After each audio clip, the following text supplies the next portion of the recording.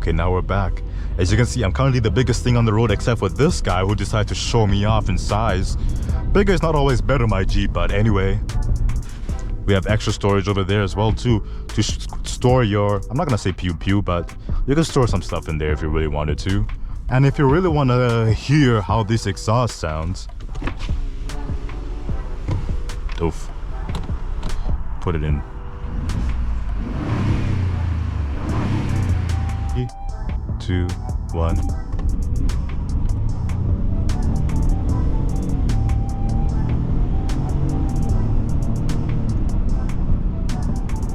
And there you go, just like that. And the thing is, I was even going full throttle. Reason is because we would have been spinning way more worse, which is terrifying if you think about it, right? Alright guys, welcome back to the channel. Today I got the key to a 2023 Ford F-150. And some quick specs about this one. 3.3 liter V6. Yes, I know it's the EcoBoost. It's not the big Coyote V8 monster truck engine, but it pushes 290 horsepower and 265 pound-feet of torque. 4x4 and all-season tires. 10-speed automatic transmission, and this thing is capable of towing up to 13,000 pounds. So yeah, even though it may not be the big V8 that we all know and love, it's actually pretty decent. And the MPG for this one is around 20 miles per gallon combined with city and highway. Look at how bright those lights are.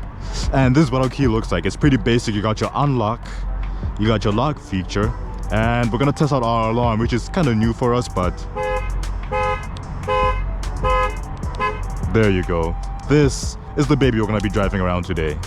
And let us quickly do a quick little walk around. This is our gigantic side profile. I'm standing at a good 6'7". I'm kidding, I'm only 6 foot. I know I'm tiny. But as you can see, we don't have any LED lights. We have halogen lights, which make it feel a little bit cheap, but this car is not cheap at all. The nice chrome ties it all together with this. And if you look at the hood, you can see how the little bump on top makes it look like the engine is actually bigger than it really is, but it really isn't. The nice chrome bits all around tie it all together. And coming over here, you have your Ford F-150 XLT badge. And if you look at your space back here, we have an actual decent amount of space. And to open this bad boy up, unlock, there you go. Very stable, and the suspension is really soft. And yes, you can take this thing off-roading if you really wanted to by hopping inside. Cloth seats all around, very simple. This is like the workhorse of all trucks. Your cup holders and hopping inside. If you're short, do yourself a favor and get yourself the foothold over here so that you can step on something instead of hopping in and out constantly.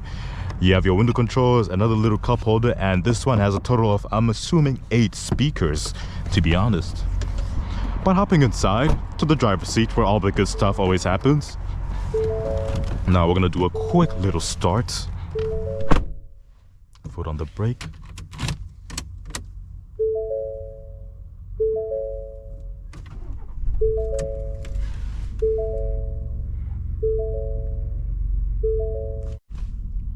And here she is.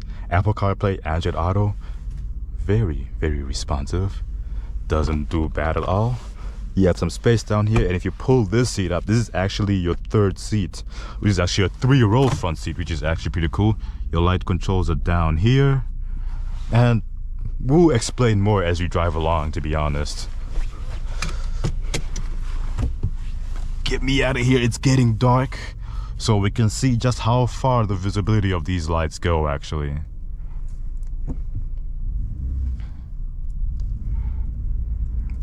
And if you really want to hear how this exhaust sounds, oof, put it in.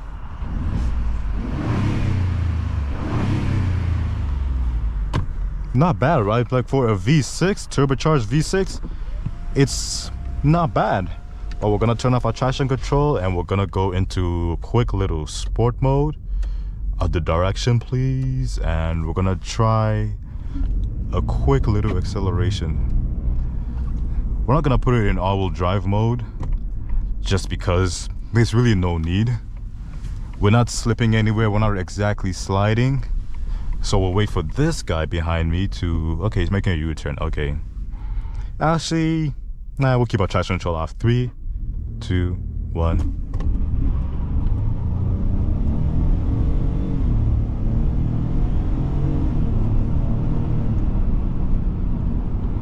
And there you go. Just like that.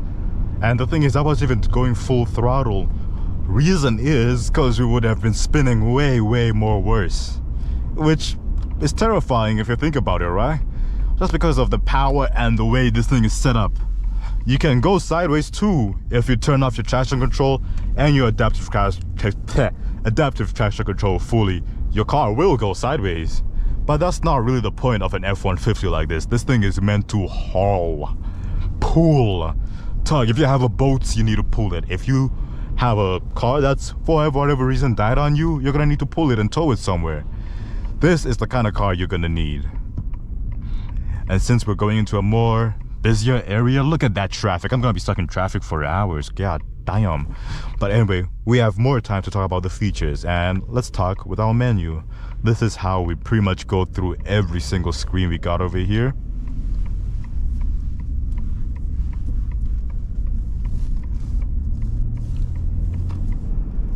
Like, literally simple stuff. This one, they did kind of cheapen out on the interior, at least for this options at least, because you could get a bigger screen, way more cooler features, but this was meant to be a workhorse. We got this truck solely for the purpose of just pulling stuff, moving stuff around, and just pretty much getting dirty. This thing, you will see this truck at construction sites, no doubt about that. This one's not the higher, fancier trucks that people hesitate to take to construction sites. You could take this thing off-roading if you really wanted to. You could tow pretty much anything with this truck as well, because nothing is really... No regular person is towing more than 13,000 pounds, right? Unless for whatever reason you just have, I don't know, plain engines sitting around your house and you need to tow those around. But most of the time, people would not need that. And for a little extra benefits, we have lane keep assist. And this one doesn't have adaptive cruise control, so it's not the fanciest truck out there. It's meant to get you from point A to point B, to tow this from point A to point B. And the space is actually quite a bit. You have a lot of space, especially for the guys in the back as well too. And if you guys hadn't noticed, it's kind of dark, so I'm not sure you can see it, but we have extra storage over there as well too, to store your, I'm not gonna say pew, but you can store some stuff in there if you really wanted to. And now, since we're still stuck in traffic, we're not gonna be able to do a lot of accelerations and decelerations, so we're gonna get our cruise control ready, and I'm gonna keep showing you the option screens we have here. We have our settings, vehicle maintenance, truck info, and select screens, which we're just gonna add this in there, back it up. Now, here are all our screens, from eco monitor to eco to our average, which is actually 11.8, which is kind of bad because the only reason it's that high is because of that 0 to 60 time we did. And spinning the tires, the truck doesn't really, the fuel doesn't love it when we spin the tires like that. But overall, it's still a simple truck, right? But let us please get going so that I can actually talk about the noise quality and the suspension of this thing. Give me a second, I'll come back to this soon. Okay, now we're back and we can actually kind of get moving and going. So let's talk about the ride quality, the suspension, the noise filtration that's coming into this truck right now. As you can see, we're going around 50 kilometers an hour, so we're gonna get our cruise control ready. And there's a traffic light again.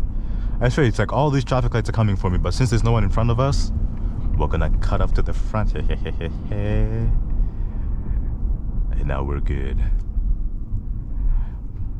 Give me a second, I'll be right back with you guys again, because I want it to be clear enough. Okay, now we're back. As you can see, I'm currently the biggest thing on the road except for this guy who decided to show me off in size. Bigger is not always better, my G, but anyway. Noise filtration, the acceleration, the deceleration, I wouldn't say sporty driving of it, but the spirited driving of this truck. This thing is not bad at all. The suspension is soft and very, I wouldn't say forgiving, but it gives you a lot of wiggle room, because doing something like this, you have a lot of wiggle. And we have blind spot monitoring, which is really helpful, because actually our blind spots aren't that bad. It's only bad if you're looking from the driver's side, as this huge panel kind of blocks us off a little bit. So the blind spot monitoring helps out quite a bit. And since our lane assist is on, lane keep assist is on, we're gonna quickly turn on our cruise control, get that ready to go, and our cruise control is set. We don't have adaptive cruise control, so it's not exactly fully self-driving. So as you can see, we're starting to slow down. This truck will keep on plowing into the person in front of us. And if you look at our visibility when we're in this truck, the hood kind of slopes down a little bit. So it kind of reminds me of an actual semi-truck, like the flat front ones, basically, because of how steep it kind of descends a little bit. But it's not bad. It does, when you're sitting in front, you still feel like you're in a big truck, 100%. But after a while, it gets manageable. It's no longer as terrifying, essentially. It's manageable. Like I said, manageable. And in worst case scenario, since we are in Canada and we have all-season tires, rear-wheel drive is not going to cut it for most winter conditions. So we will put it into this setting. We're going to put it into slippery or deep snow, and we're going to 4x4H, which makes this car essentially four-wheel drive. And we will not in any way, shape or form lose, well, we will still lose traction, but we're gonna go deeper than your average sedan or regular SUV. Oh yeah, I'm in the wrong drive mode, but if you want to turn that off, we're gonna go into normal and go back to 2H, making it rear-wheel drive. But overall, it's still a very simple car, and driving in dense traffic like this at times, it's not terrible. You are definitely the biggest thing 9 times out of 10 on the road half the time. But the vibes you get in a truck like this, you feel like a man's man. You guys have seen the Ford commercials. You guys have seen how this car represents itself and how it carries itself. This thing carries itself as a capable utility vehicle. Can tow pretty much almost anything the average person or the above average person would need. It moves with such confidence and aura, and yes, you can be a bully in a car like this at times. It's meant to happen. You're bigger than pretty much everybody, and the power does sometimes get to your head every once in a while, but we're in a V6, so we're gonna have to lower our tone, humble ourselves a little bit, because actually if I really wanted to, I could potentially just go off-road and cut off a lot of traffic. But there's really no point. I'm a law-abiding citizen. I don't need to do that. But again, food for thought.